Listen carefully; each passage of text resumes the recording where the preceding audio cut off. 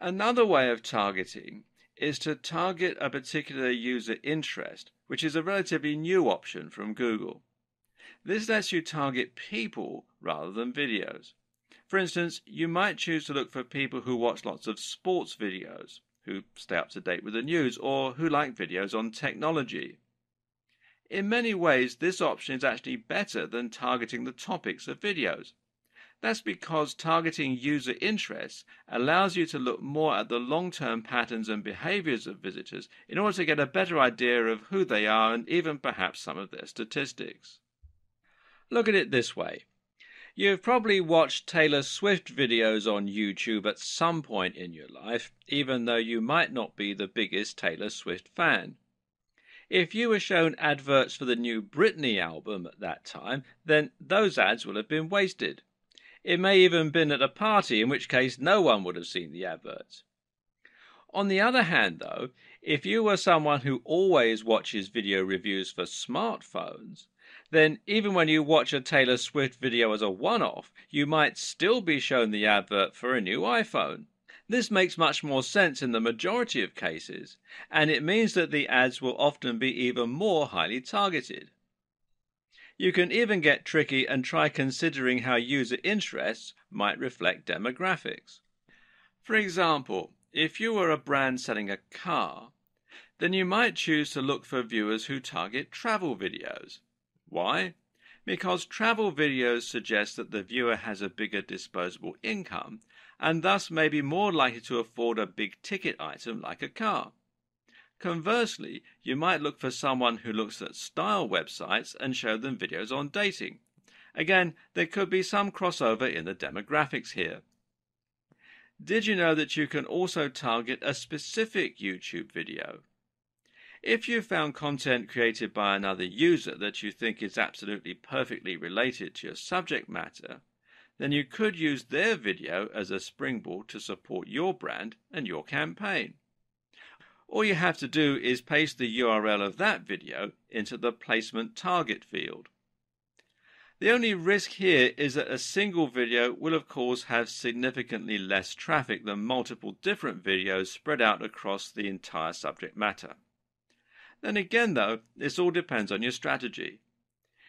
If you want to be as targeted as possible and to really convert a very specific niche, then you can find a video that's being watched only by the kind of person who might be interested in buying your products. Google Remarketing is another advanced targeting technique which can be used with YouTube. Basically, remarketing means that you're showing adverts to people who have already shown an interest in your content. This works by storing cookies on their computers, which YouTube can later use to identify them, unless they clear their cookies out of the system, of course, and by looking at the user accounts of those users. This is great because it allows you to once again avoid people who have no interest in your content, and the options available here are also quite varied, allowing you to pick very specific people to advertise to. The options here include users who've watched any of your videos before, users who have taken an action such as clicking like or leaving a comment, people who have previously viewed your videos in an in-stream ad, people who have subscribed to your channel. All these options are great, and again they vary in terms of their scope and how targeted they are. Going only for people who have liked or commented will significantly limit the number of people your ads are exposed to.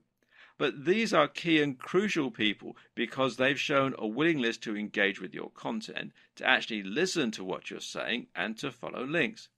It shows much more engagement and trust if someone actually interacts with your brand versus simply watching your video, which may even have been a mistake.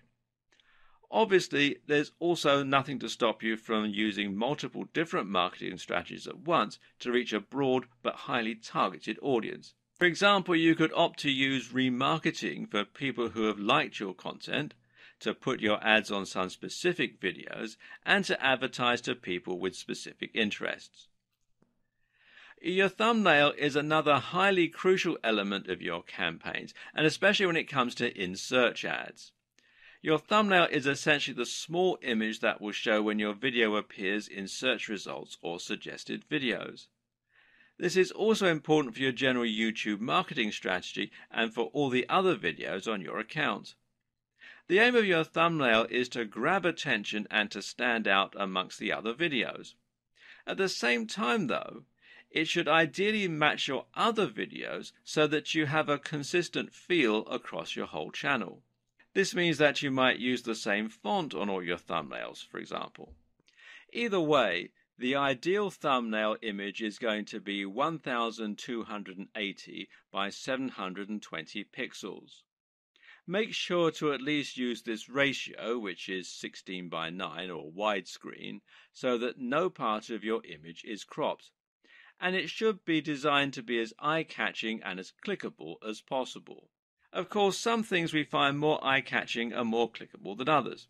For example, people catch our eye easily, and especially if they look happy, successful, or attractive. If your channel relates to fitness or bodybuilding, then a thumbnail featuring a guy in amazing shape might be appropriate, and the more outlandish the physique, the more this will stand out.